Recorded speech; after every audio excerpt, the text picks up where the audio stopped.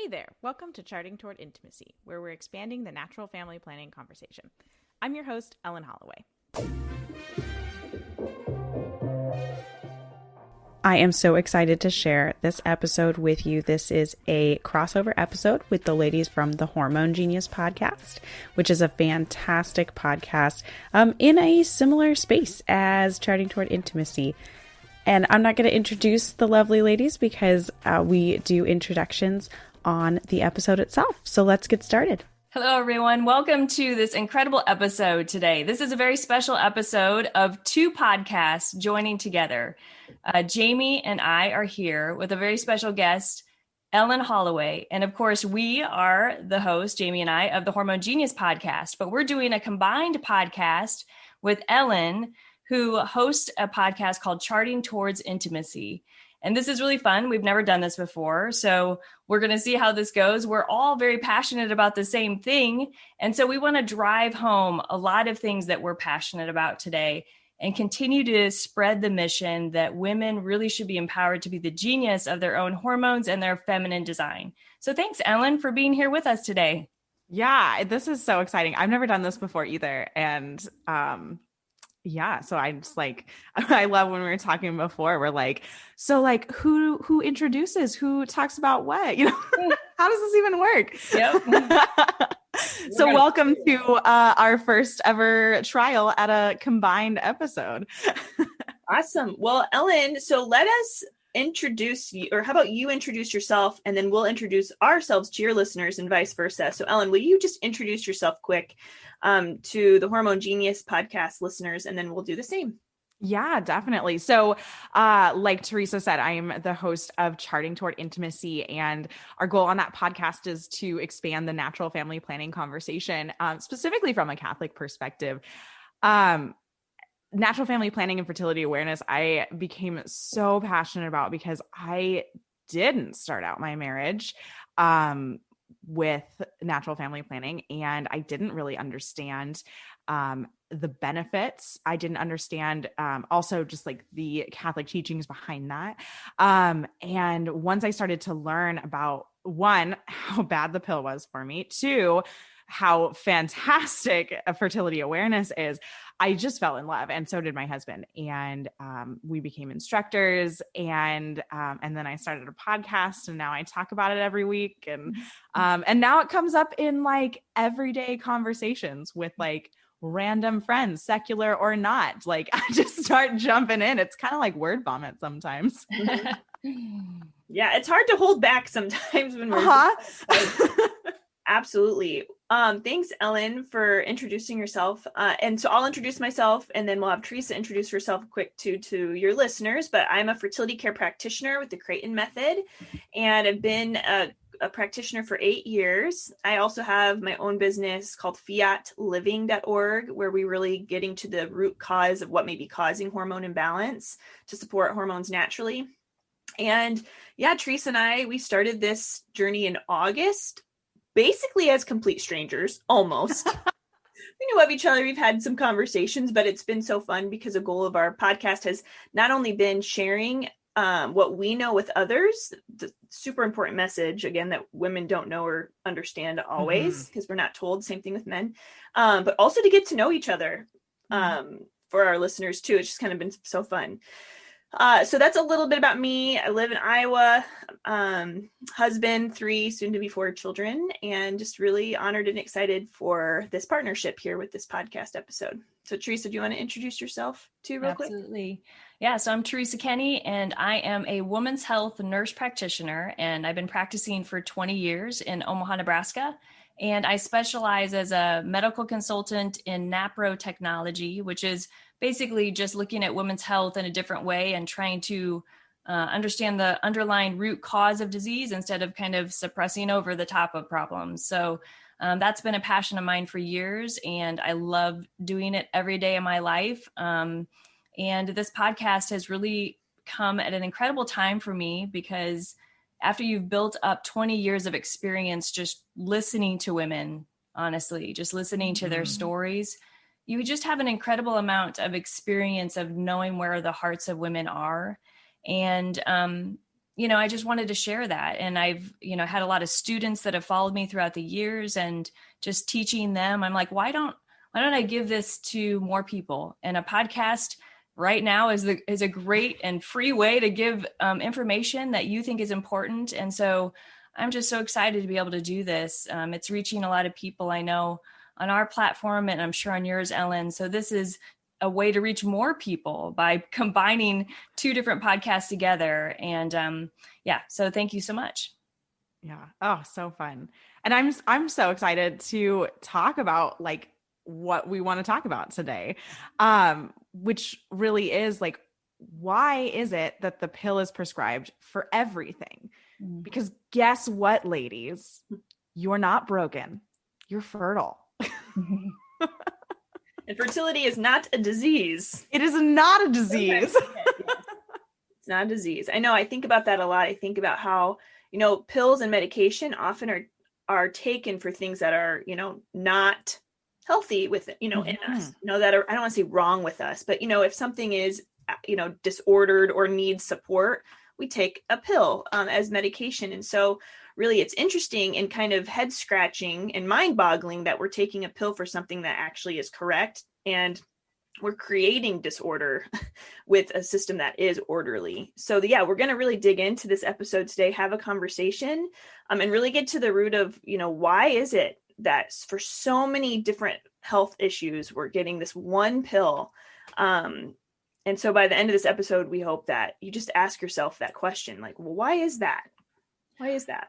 I want to start with a story, if you guys don't mind, because this just happened, because I just love, experiences that I have in my practice. So yesterday I had is a student and she's like, came up to me and she's like, I need you to help me with this. And she had written all this stuff on a piece of paper. And it was like the age of a person and their symptoms. And there was like all common kind of hormonal symptoms. And she had all these lab numbers written down. And she's like, I just want you to help me with this. So I'm like, okay, fun, So I'm talking her through everything and talking her through what I think and what I think should be done, da, da, da. And then she stopped at the very end. She's like, great. Thank you so much. She's like, 'cause this is me. And I was like, oh, I'm like, well, that's fun. I'm like, so glad you didn't tell me. 'Cause I'm like, I probably would have thought of it differently had I known that. And she goes, I had gone to my OBGYN and I had said, I feel terrible. I feel tired all the time. I can barely get through my days. I stopped my period in July. I haven't had it since. I don't know why. I have all of these symptoms. And the doctor looked at me and said, and weight gain was one of them. She couldn't lose weight to save her life. She was eating practically nothing. And the doctor just said, well, you're premenopausal. Premenopause makes you fat. And she's like, just go on your way. And she said, the only thing I can give you is the pill. And the woman was like, well, I've never been on the pill. I don't really want to be on the pill. Why would you give me the pill? And this woman's like in her 40s. She's like, well, because some people feel better on it. I mean, she's like, no real rational medical reason for it. It's just, well, that's what I got. That's all I got for you, people. I've got two things in my pocket for you. One is a birth control pill and one's like an antidepressant. That's all I got. So she was really frustrated and she had no explanation of what the underlying lab numbers that she had drawn. And when I looked at her, I'm like, well, yeah, I mean, I can tell you exactly what's going on, but her doctor couldn't. Yeah. So that's the common kind of frustration that women feel when they go to an OBGYN that's not trained to kind of see the woman's body in her natural state, right? To know and understand that women's fertility, their cycle is a complex hormonal event every single month. And if you don't understand how that all works and you don't understand the intricate details of that, you also don't understand what to do with it. And that's the problem we live in. Mm-hmm. Right. And there's just like there's just such a lack of knowledge in the world of like gynecology, which is baffling, honestly. I had heard this story of this man who was in med school, and they get to the OBGYN section of their course, and it's like, oh, if this happens, prescribe the pill. If this happens, prescribe the pill, and the litany of prescribe the pill. And he's like, he like stops and he asks the teacher, he's like, that doesn't really make sense because like everything else has a different, prescription, like every other facet of our medical degree that we're learning and like every other part of the body. Like you don't prescribe for an eye infection, like the same thing that you would for like a fungal infection on your toe. Like, and like, he actually like saw that and realized like, this doesn't really make sense. And so like, I think when we step back and look at that, it's like, okay, PCOS, prescribe the pill. Acne, prescribe the pill. Those are two completely different things. Mm-hmm. Yeah, it's so confusing, but I really do think, and I see it, and it gives me great hope that, there are leaders rising up, whether they're medical or not, and they're saying, okay, women, like there is another option. And so it's so beautiful to see that there is almost like this movement spreading across kind of in our culture, maybe others as well, that says like, hey, we don't actually need to put synthetic hormones into our body. And of course we know that, we've heard it a million times. We're going to the grocery store and we're buying organic meat and cheese and milk, yet we're spoon feeding ourselves synthetic hormones, which is thousands of times more harmful in a sense than these, meat, cheese, whatevers that have the hormones in those. So anyway, what's great is I think women are starting to wake up to this. Mm-hmm. And, I think our next step is, okay, we're starting to wake up and we're starting to come up with these natural options. But because of the power frame of doctors and medical professionals, now the second step is we need to demand it. It's supply and demand. Mm-hmm. If we're not demanding it, we're not going to get it. So we might intuitively know, we might be, communicating that desire and need with our friends and sisters and community members, providing resources ourselves. But until we demand it, we will not get the supply. So I think about that a lot. We need to start really asking our doctors, because that's Theresa and I, we see this a lot. But when we do start having these conversations with doctors, many times if a doctor who's open and willing to learn, they'll explore it. And also then many times they may just go and decide to get trained, in a natural system. Right. Because, and I've mentioned this on my podcast before, and I'm sure that you guys have probably talked about it too, but like the doctor thinks they're doing the right thing for you. Like this is what they've been trained to do. It's just a lack of knowledge and education. It's not because they want to prescribe the pill to you and want all of the negative side effects to happen to you. They probably became a doctor because they want to help people and they think they're helping you.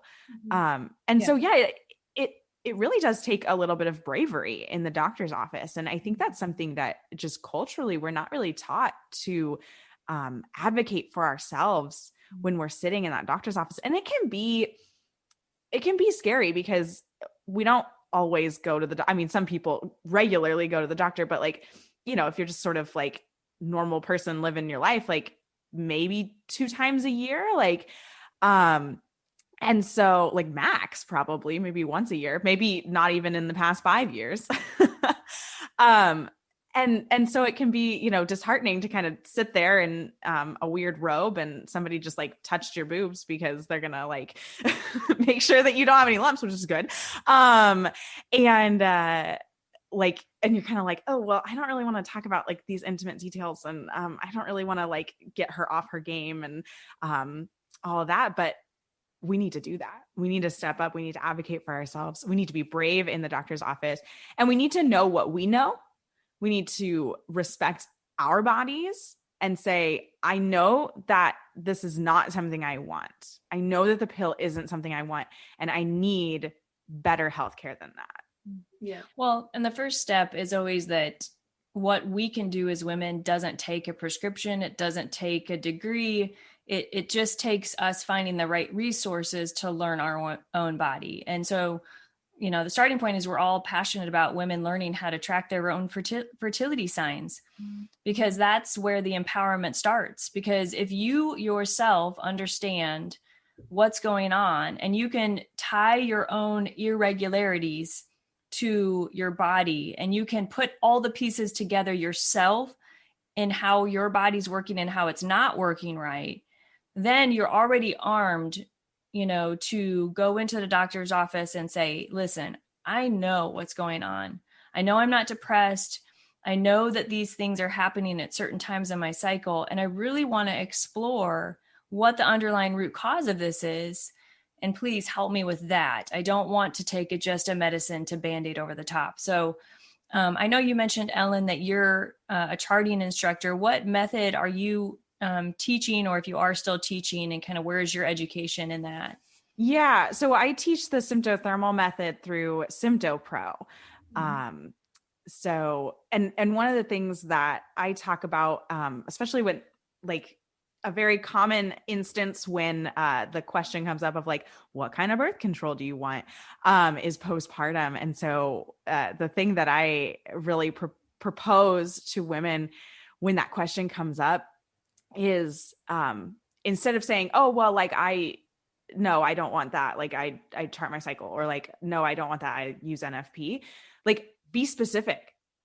No, thank you. I don't want the pill or a hormonal contraceptive because I use the symptothermal method to track my cycle and plan my family, and just really like showing that you're not just like willy-nilly doing this because that's what the doctor kind of thinks you're doing when you say, oh, I use NFP. Oh, I chart my cycle. It's like, oh, well, then I'll see you back here in 6 months, Yeah. Something I think a lot of listeners and people just in general wonder is, they're maybe listening to this and they're convicted and they're like, yeah, I mean, this makes sense. I get it. I mean, I understand why putting something synthetic in my body that's super potent would be harmful and how it would interrupt the symphony of hormones that affect basically every function in my body. Like, I think that we do a good job convincing women of that or showing that. But I think that something that always comes up time and time again is this thought of, well, what about my husband though? If I'm going to practice a natural system, that would mean, and if we're avoiding pregnancy, that would mean that there'd be a time of fertility in my cycle where my husband and we do not have sex with each other to avoid pregnancy. We're figuring that out. But my husband is not like that. He's not going to be open to that. He's not whatever. Or maybe you yourself, you're like, no, because that's when I feel like I want to have sex the most is when I'm during that, but of course, if we're not ovulating on the pill, we don't really have that feeling anyway. You know what I'm saying? So I want to kind of dig into this one a little bit. What do we tell women? What can we tell women who have that hesitation? This all seems convincing, but it's not realistic for me. Or this all seems convincing, but my daughter, she's 18 or she's 20, she's in college, she's on the pill, she's not going to do that. So let's kind of open that up. That one's a tricky one, but I know it's what like a lot of people are thinking right now. Yes. Oh, it's honestly the biggest stumbling block for using fertility awareness, because we're literally asking one of the hardest things for a woman to do when you want it most. Don't have sex. Or if you do, just know that pregnancy may occur. And that's what I think is important. And it's actually why I brought this up is, we think about the root cause a lot. What's the root cause of my, medical issue in which I'm being prescribed the pill for? What's the root cause of that? Which is a great question to ask. Whenever I get that question from anybody, like, okay, well, my husband though, or, I'm not married and I don't want kids right now. I think, well, what's the root of that? Like, how can we address whatever's going on, that insecurity, before the pill conversation even begins? Mm-hmm. So it takes me back to a time where our local hospital, it's a Catholic hospital, and it's great because they have just come, I think a couple years ago, they no longer are prescribing contraception, unless for various reasons, which that's a whole other conversation. But this question a lot of the doctors had was, well, what about the woman who's being raped by her husband? What about the woman who's being used as an object and she's going to get pregnant? So it's a double duo, like used and now she's pregnant with this baby she doesn't want. So this was a question that kept coming up. But the answer is this: we need to get that woman help. Like, we need to remove her from the situation. by continually giving this woman the pill, we are exacerbating, or however you say that word, this issue. We need to get to the root of what's causing that. It's very hard and it's a challenge big time. But I do think that while there's also, we know medically there's root causes, there's also root causes in terms of like our mental health, our emotional health, our relationships that really should be the focus of those questions, I think. Right. And like, I think if you go back to like the question of like, well, I don't think my husband's on board. Okay, well, why? Do you know why? Like, have you talked to your husband about it? And really like diving into those conversations. My 18-year-old, no, she's just not going to do that. Well, have you really talked to her about it? Have you had that really hard conversation? Because these aren't like super easy, 5-minute conversations. I mean, don't you think it's that if it were the husband, I mean, again, he may not know anything about women's fertility. So there may be a lack of understanding of really how long the fertile window is and how long a couple needs to abstain. There is a lot that goes into kind of the understanding of it. And to Jamie's point too, no woman wants to be used.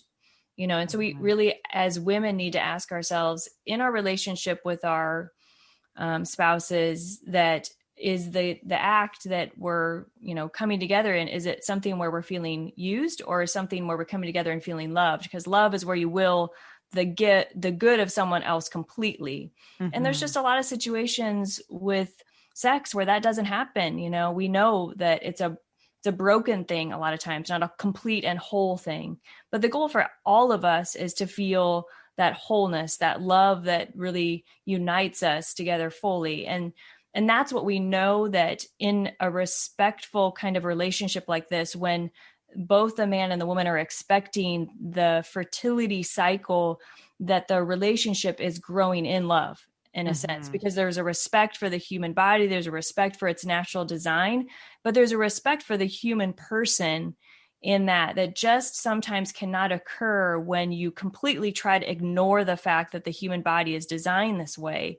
And even in the situation of the woman being used significantly, being raped, the pill will eventually fail that woman. So it's never something you can guarantee also that, oh, well, if you just do this, then you'll never get hurt. Well, we know that's not true. That's why 50% of women who were on a contraceptive do end up in an unplanned pregnancy, because they don't work, especially in situations where things are already broken to begin with.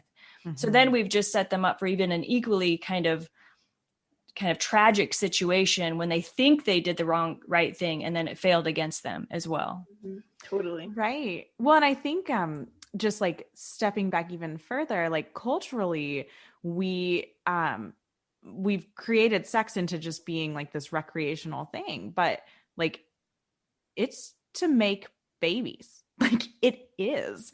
And so I think we need to understand that as a culture, that like this is not just a source of pleasure. Yes, sex is pleasurable. It's designed to be that way, but it's also designed to make babies.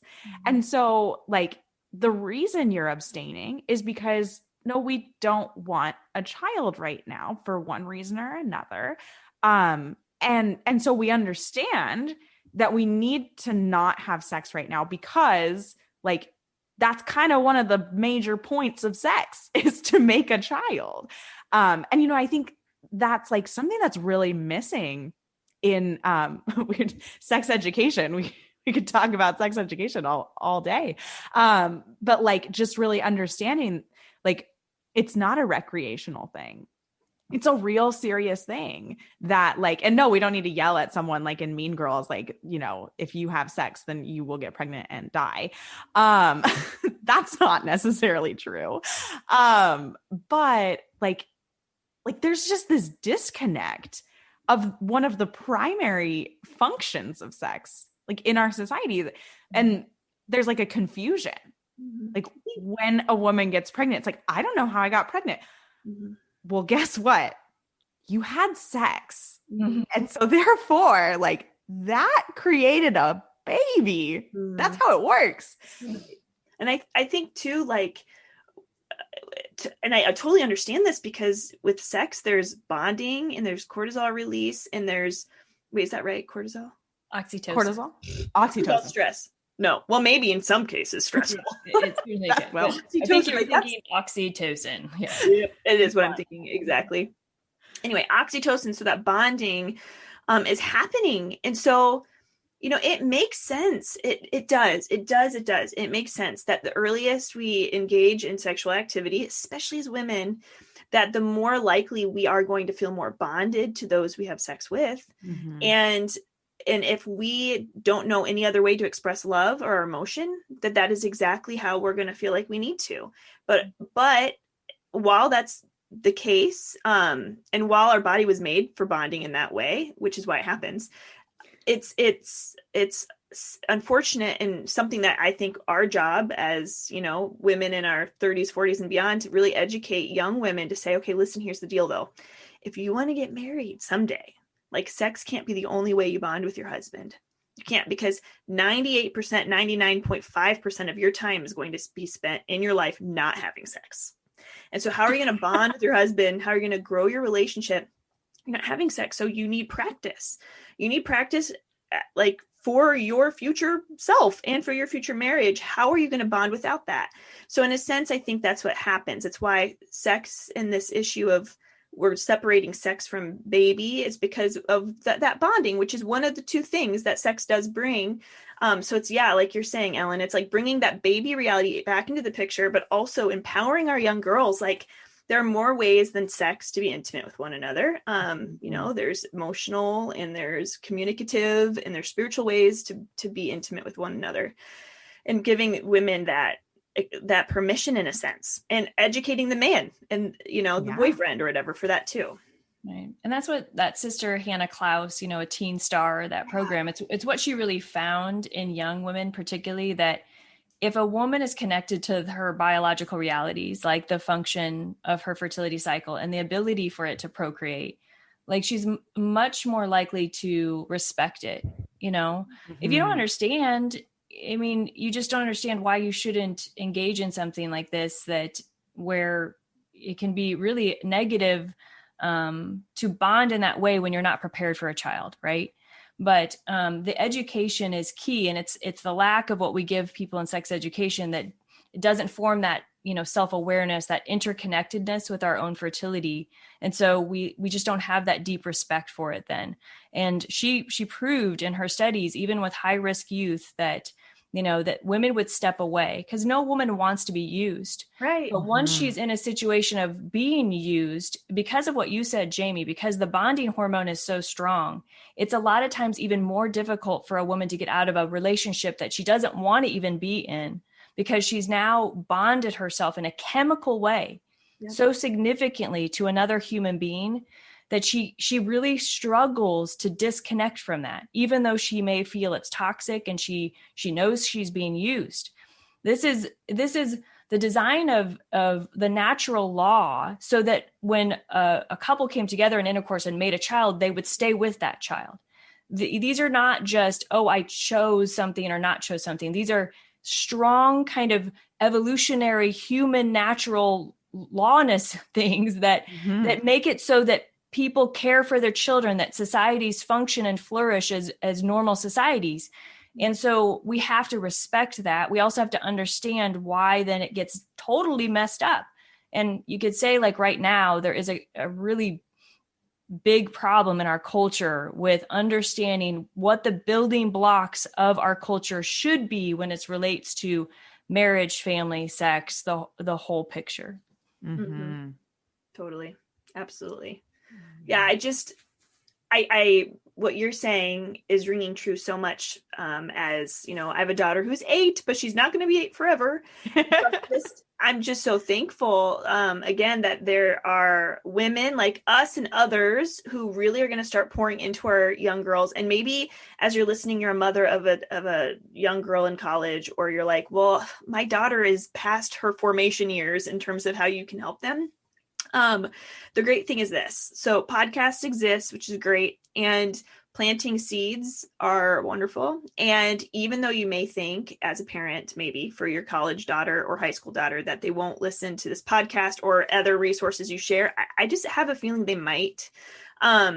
Especially if this daughter of yours, again, I'm speaking to the parents, struggle with other things hormone related or mood swings, or you can tell like, that maybe she's in an unhealthy relationship. I just have a feeling that maybe if you just share this information with your daughters, that they might listen when it's the right time.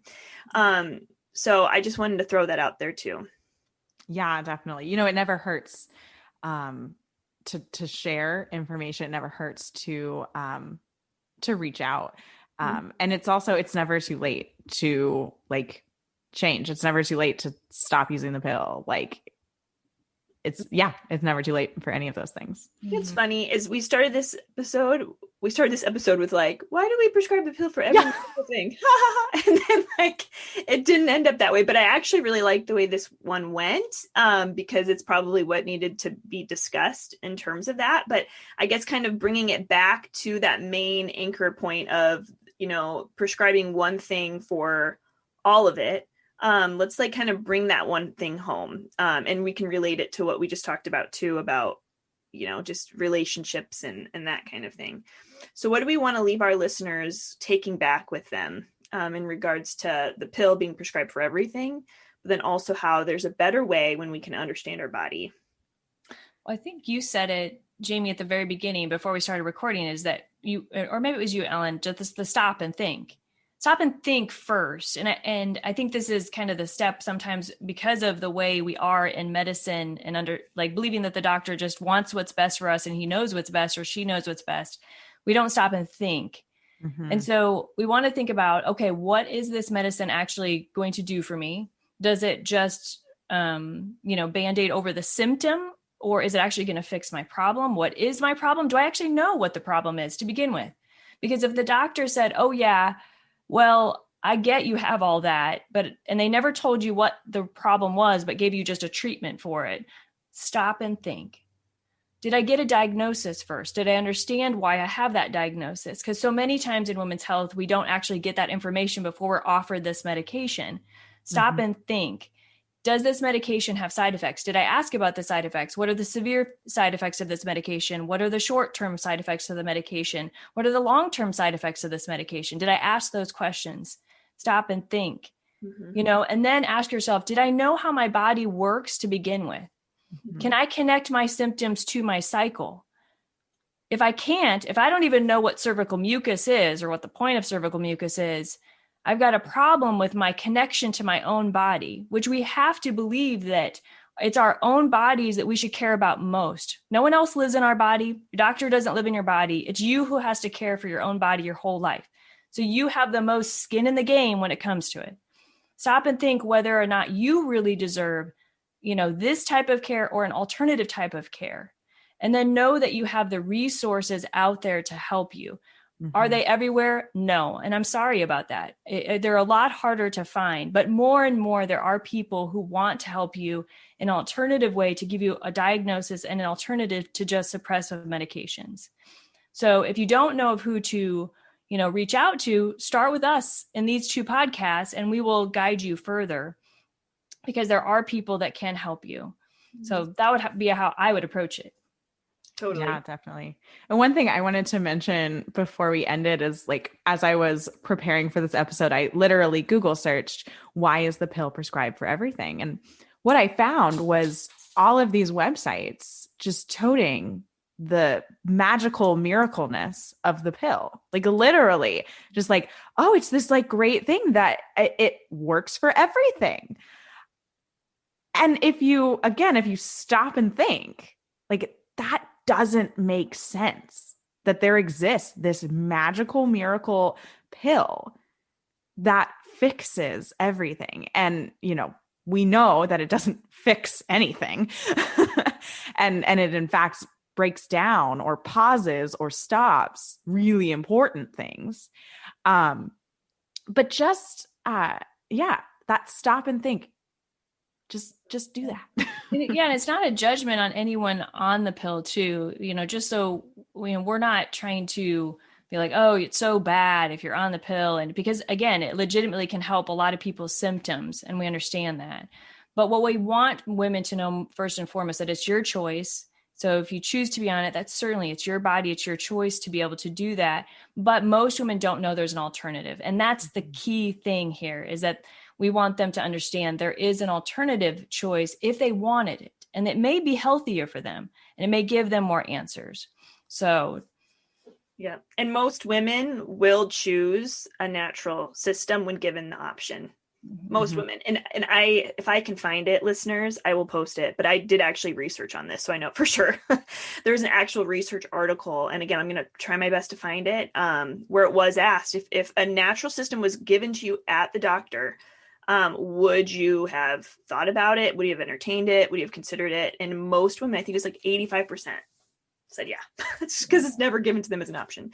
Yeah. So anyway, thank you, Ellen and Theresa, for spending time with me today. And we hope and pray that our listeners really were able to pull out some nuggets that they can just think on and share with their friends, that they stop and ask themselves, okay, why is the pill being offered to me, every single time I have an issue?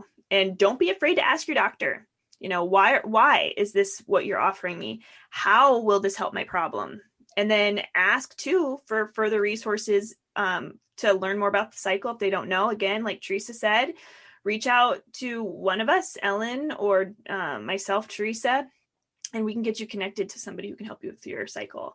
So, all right. Well, thanks, ladies, for spending time with me. Thanks, listeners. Be sure to share this and have a great day. Thanks so much for listening. If you're interested in learning more about the Hormone Genius podcast, I put a link to their website in the show notes, so you can check out their podcast as well. And if you're not already following Charting Toward Intimacy on Instagram, go ahead and find us at Charting Toward Intimacy. And you can also reach out with questions, comments, or episode suggestions. Until next time.